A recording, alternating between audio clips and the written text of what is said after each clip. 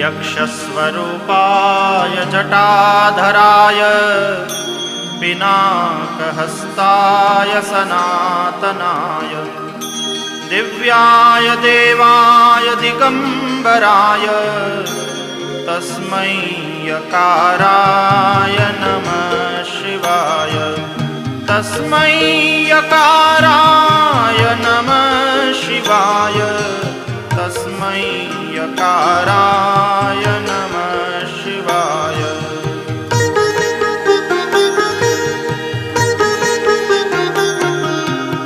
पंचाक्षरमिदं पुण्यं यः पठेत् शिवसन्निधौ शिवलोकमवाप्नोति शिवेन सह मोदते।